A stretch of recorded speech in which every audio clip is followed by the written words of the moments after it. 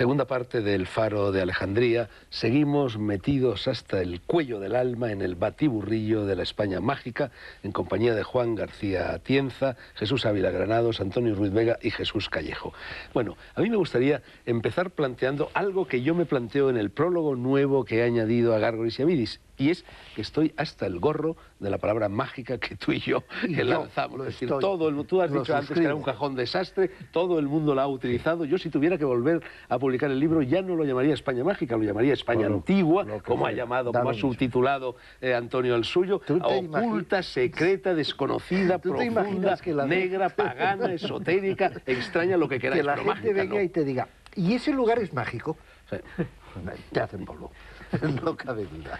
Bueno, entonces todos estamos hartos, o sea, tiramos por la ventana el adjetivo mágico. Bueno, España negra, España profunda, España mágica, ¿son también conceptos emparentados?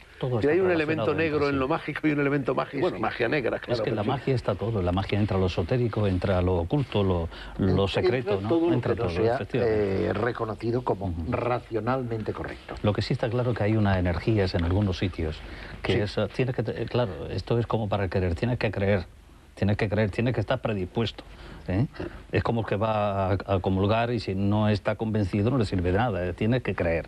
Y si va a un sitio como Sabasona, que está en la comarca de Osona, de Barcelona, muy cerca del pantano de Sau, pues allí hay una secuencia histórica que es que te pone el vello de punta, ¿no? Tumba antropomorfas, una piedra de los sacrificios, hay una serie de piedras basculantes. La cárcel donde estuvo encerrado Serrallonga también está muy cerca. Piedras basculantes hay muchas, en Galicia también, Nuestra Señora de la Barca y todo eso. Pero vamos a ver, yo no sé si en otros países hay tanta bibliografía sobre este concepto de lo mágico como la hay en España. Verdaderamente en España es abrumador, entonces lo que yo os pregunto es, ¿ha habido más acumulación de estos elementos mágicos, negros, profundos, esotéricos, extraños, etcétera, aquí que en otras partes? Y si ha sido así, ¿por qué? Tenéis la culpa.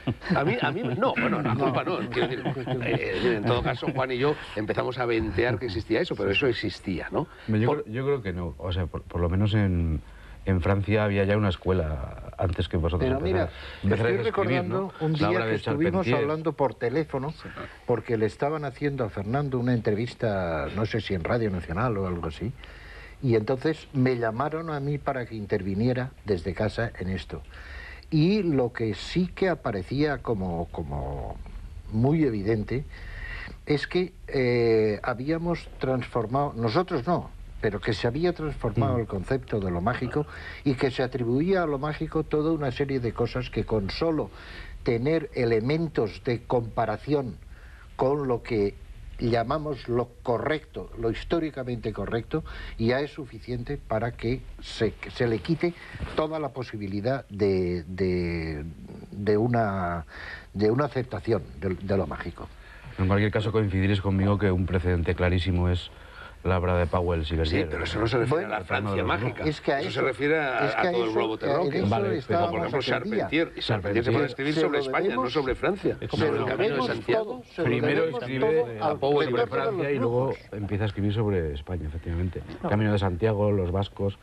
Charpentier es un poco el... Ah, ¿te refieres a Charpentier? Charpentier, sí. Hay una cosa evidente, y es que esta tradición mágica que ahora existe en este país es algo que, de alguna forma, lo que son los estudios un poco, los hemos heredado del mundo anglosajón, en Gran Bretaña, por ejemplo, y en Francia, esta costumbre, ¿no?, de buscar las raíces de lo más esotérico, de lo más mágico dentro de sus creencias, pues ya lo llevaban haciendo hacía muchísimos años. El gran mérito que tuvieron esos dos libros que acabé de citar, que es un poco pues, la referencia obligada de todos los que hemos seguido esa estela, es que sirvió no para descubrir más lugares mágicos de los que había, porque los lugares mágicos estaban ahí, sino sencillamente para que la gente tomara conciencia que en el lugar donde vivía, en su pueblo natal, se dieran cuenta que esa ermita románica pues tenía un tipo de grabado o de bajorrelieve que a partir de ese momento le da un carácter especial ya, porque estaba indicando posiblemente el tipo de energía que se estaba manejando en ese templo sagrado.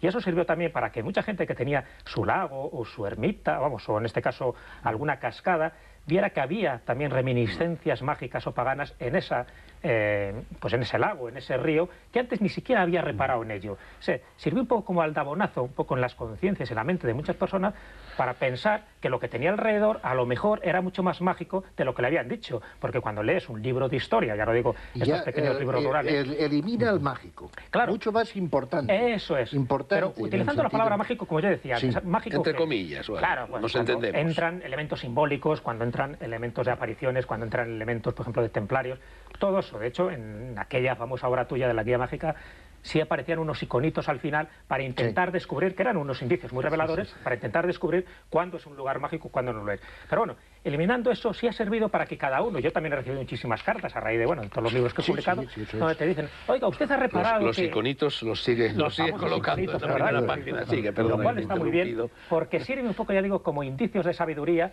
para detectar si en el lugar donde vivimos, porque en el fondo lo que siempre la gente investiga es lo que tiene más cercano, pues corresponde o está dentro de algunas de esas premisas que se han detectado como sorprendentes, como mágicas o como esotéricas o como extrañas, ¿no? Como ponemos en la España extraña. Eso yo creo que es uno de los elementos fundamentales. A la gente le ha dado cuenta que el dolmen que tenía antes ahí no servía para hacer gamberradas en la noche de San Juan, sino que se han dado cuenta que ese dolmen que tenía cerca de su casa era un elemento sagrado que tenía que ver mucho con los celtas, que no lo construyeron, por cierto, pero sí tuvieron mucho que ver con las costumbres celtas en aquellos lugares, por supuesto, donde estaban los celtas, y que está ubicado en un lugar posiblemente donde las energías telúricas tenían una influencia tremenda y que no eran lugares de enterramiento, como nos han hecho creer, sino que tenían una importancia mágica hasta el punto que las propias brujas utilizaban esos dólmenes o menires para hacer sus celebraciones. Bueno, yo Jesús, tengo la impresión de que si yo en lugar de ponerme a escribir, o Juan, una guía de la España mágica o una historia de la España mágica, nos hubiéramos aplicado a hacer una guía o una historia de la Francia mágica o de la Suecia mágica o de la Grecia mágica, seguramente no habrían salido libros tan gordos como estos. Y yo creo que eso tiene una explicación. La historia de España es muy peculiar geográfica e históricamente hablando. Por una parte, punto de cruce entre Europa y África y entre el Mediterráneo y el Atlántico. La cultura nórdica, es decir, entre el logos y la pasión por una parte y entre el mundo clásico, que es el Mediterráneo, y el mundo moderno, que es el Atlántico. Por otra parte, fin del mundo en la época clásica, empezaba el océano de tinieblas. Y yo creo que es esta particularidad, esta posición geográfica, este ser un país continuamente invadido o recorrido o repoblado por... Es el lugar de paso. Claro, es un lugar de paso. Entonces eso, claro, va dejando una acumulación de elementos que somos los que poco a poco estamos ahora sacando a la luz, ¿no? Claro, y lo confirma Fernando, un hecho muy detallado, que es el final del mundo, Finisterre, en Galicia. Que es el Camino de Santiago, no existiría el Camino de Santiago sin eso. Y cómo palidecían los rostros de las legiones romanas cuando acababa allí el mundo y veían el atardecer, que se ocultaba. Sabéis que para la mitología céltica el oeste no existía, el poniente no existía, era un punto maldito. No existía nada más que el norte, el este y el sur. Y luego también tenemos la columna de Hércules, que está en el otro extremo de la península ibérica. Es decir, era... Bueno, en el otro extremo y también en definitiva en Galicia, porque el faro de Hércules de La Coruña podría ser una de las columnas de Hércules, ¿no? Que no estaría en el estrecho, sino en los dos finisterres, ¿no? Que era el límite final del mundo, ¿no? Del mundo conocido, ¿no? Luego venían las tinieblas del Atlántico, del mar. España siempre ha sido un país privilegiado en esto, porque, fijaros, siempre se ha intentado buscar como reglas generales a la hora de detectar lugares mágicos. Os digo una de las muchas teorías que se han elaborado y que de alguna forma las hemos mencionado en nuestros respectivos libros. Siempre se ha dicho que entre el paralelo 42 y el 45 es una franja geográfica donde parece que hay muchos más lugares mágicos. Entonces, bueno, ahí está nuestro Camino de Santiago, ahí estaría Roma, ahí estarían las montañas de Tian Shan, ahí estaría el desierto de Gobi, es decir, lugares donde por tradición se han considerado unos lugares, unos enclaves muy especiales, muy mágicos. Pero claro, elevar a regla general este tipo de premisas es un poco peligroso, porque claro, si vas abajo y te vas a la cultura tartésica, no está en el paralelo 42 en absoluto, y sin embargo hay muchísimas tradiciones que luego tienen que ver con cultos actuales. De hecho, la Virgen del Rocío, de alguna forma, lo que es el culto a la diosa madre, está un poco recogiendo toda esa cultura de la diosa madre, de la diosa Tanit, que se reverenciaba en aquellos lugares, en lo que era el mítico Tartesos, que todavía está por descubrir geográficamente, pero que estaría más o menos ubicado en ese sitio.